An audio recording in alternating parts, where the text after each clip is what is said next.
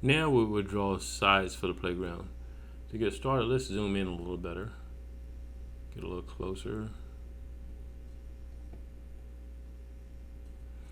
We'll use a tape measure.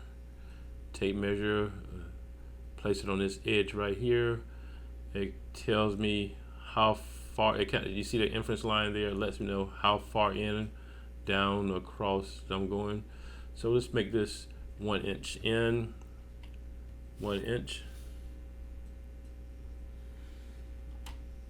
Enter. And I'm gonna draw another line on it, place it on the edge right there, and go in 3 inches. So 3 inches. So 1 inch there, 3 inch there. So the difference between there is 2 inches. So 3 minus 1 is 2 inches. So you know the distance there is 2 inches.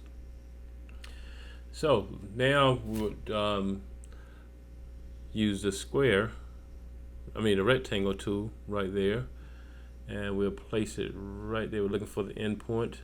Let's zoom in a little closer there. Look for that red X right there, and we'll just draw it across, intersect right there.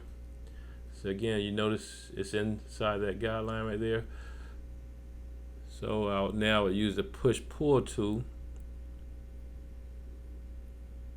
and we're gonna raise that wall up right there. Whoops.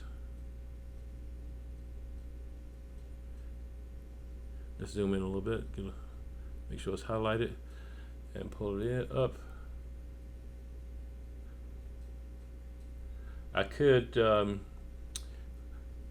put exact measurements there, but for this particular exercise I won't.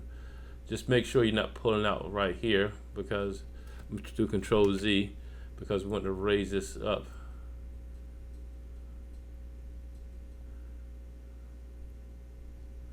Let's zoom out. Okay, that looks good there. And we'll do the same thing for the other side, which I'm not going to show you in this demonstration to keep the video short, but you do the exact same thing on the other side.